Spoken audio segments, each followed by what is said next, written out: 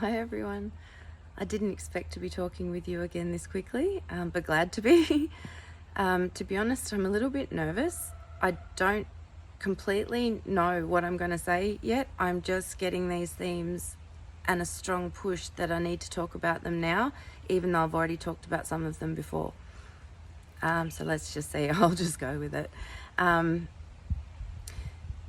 Before I jump into that, the energies have really been amping up after such a long period of just being really calm and not really doing much. The Schumann has been showing a lot of activity. For me, this always signifies Gaia has started or has been releasing this from her core through the grid lines, this light that we've been receiving. She receives it, integrates it, which is basically integrates the information within herself, and then chooses to disperse it at the timing, frequency and duration that she deems necessary to bring herself and us to where we need to be. So anyway, that's just my thoughts on it. We've also had a lot of solar activity. We've had a minor solar storm. So everything's kind of happening at once. And I've just realised I haven't even brushed my hair, so sorry. I was just sitting out here and this all just started really pushing at me.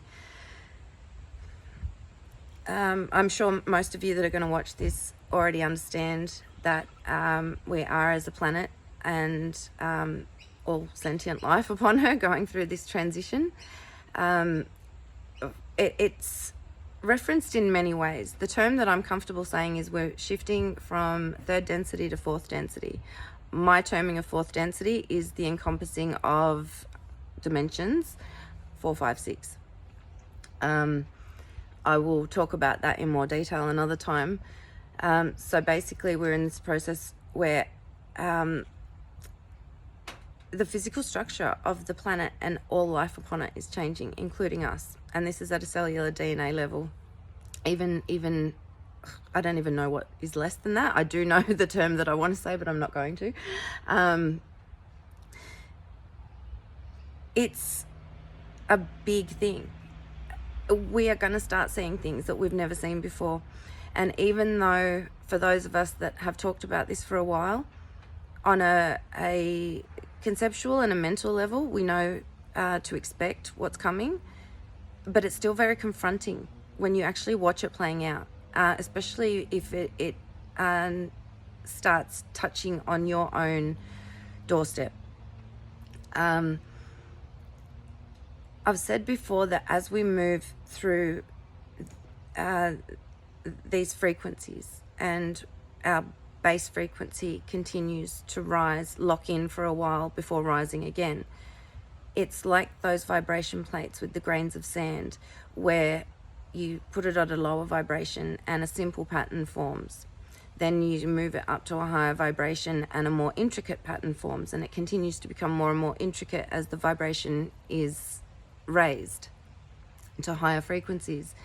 But in between those patterns forming, the sand scrambles everywhere. It looks like this huge mess and it's just lost. It's running everywhere and it's very chaotic to watch.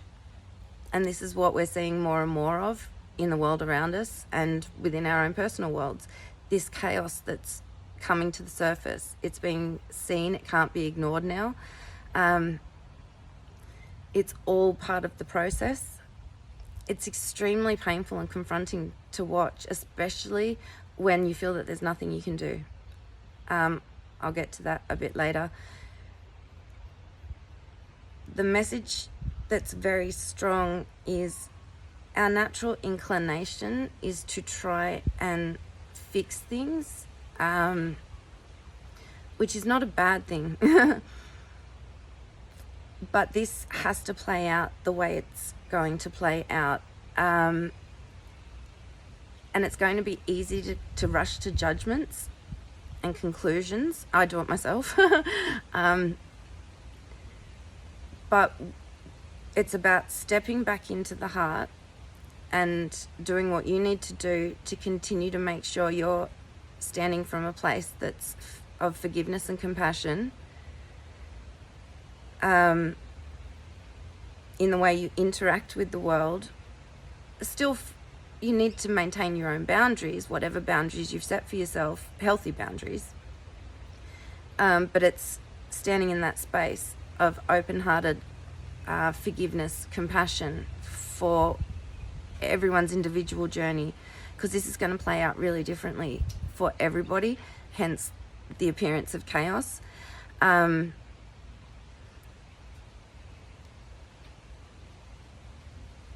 It's okay, and I think this is the bit I'm a bit nervous about. So many things have happened on this world, are happening right now, and are going to continue to happen, that make you think, why, how could this, be happening? Why would this, all this suffering, all this hate, all this, just everything. The soul experience, the soul experience and the human experience are two very different things. And I know some people really struggle with this. I did at the beginning, because I would think, why no soul would choose to sign up for some of the suffering that's endured on this planet, whether it be human, animal, plant.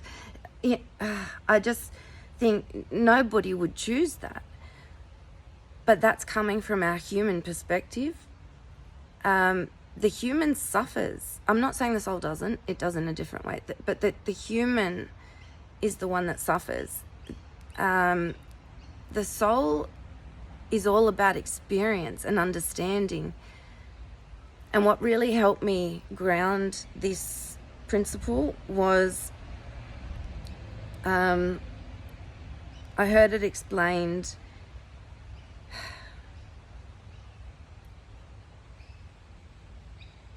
why, when somebody else had asked the question, why would a soul choose to experience a life of such darkness, if for those serial killers out there and worse, I don't want to go into all the negative bring it to the surface, but we all know it's out there. A lot of it's hidden. A lot of people still don't know how much of it's out there. But again, it's not about that. It's about, if you were pure light and that was all that you knew, and you were watching this darkness in front of you, whatever form it was taking, and you just couldn't and this is your soul, you just couldn't understand why somebody would choose to be like that, so hateful, so hurtful, so dark. What's the best way for you to have better understanding of that? For you to have a lifetime in that darkness, first-hand experience, so that you can get both sides of the coin, because the soul's all about wholeness and understanding and seeing it from all perspectives. It wants to if there's a concept the soul is interested in learning about, because the soul learns, there's higher parts of us than our soul. Our soul is our essence that is expressed through our vehicle, which is basically our personality or our ego or our human experience. So when we see all this really horrific stuff and wonder, how could anyone say this is, all a soul contract or whatever it might be? Because the soul doesn't perceive suffering in the same way that we do. It purely experiences to gain understanding and to expand itself with that understanding, and to then go back and share that understanding with other aspects of itself. I hope this is not getting too confusing now. So the point I think I'm trying to get across with all of this is that when we see this suffering and this chaos and all of this stuff, and we don't understand it, to just accept that it's somebody else's learning, and we're not here to turn a blind eye to it by any means. If there is suffering around you and there is something that you can do about it without it bringing harm to yourself, then by all means help. I'm not saying we shouldn't help, but we shouldn't at the same time feel helpless either, because when we can't offer anything of material or physical support or emotional support, when we can't give any of those things, share resources of any kind because the situation might be too far out, whatever the reason, you can send love, and you can ask that they be set, the situation, the person, whatever it may be sent whatever it is they need in that moment, to assist them in their process. So a lot of this chaos playing out at the moment, these experiences that are being had are part of the catalyst that is creating that person's expansion. And it's not always the case. It's just a predominant theme in, mine and other people that I know's life, that the greatest expansion comes through pain. Because really, when things are good, you don't want it to change. So you stay in that good space until something forces you out of it. And often it's at the minimal discomfort, and at the worst, true pain and suffering, that forces you to expand yourself into something else. So I really hope that makes sense. So yeah, just the chaos can be confronting, it can be distracting, it can be confusing, it can be painful. But please have faith that there is a greater thing happening here. We don't know every step of the way. We only know well, I don't know, some people might. I don't. We know enough to know that there's something to have faith in, and let that faith be enough that everything is as it should be right now. It doesn't look like it to our human selves, but if you can get into that space where you can connect with that part of you that knows that everything's where it should be right now, and this is all part of the process. It's not pretty, but it is necessary. And so just stay in that space of love, trust, compassion for those that are unaware of what's unfolding. Imagine how difficult this must be to navigate if you didn't have this as a foundation to come back to, and to give you a bit of reassurance that you're not losing your mind. You're not losing any part of you apart from, the parts of you that aren't authentic anymore.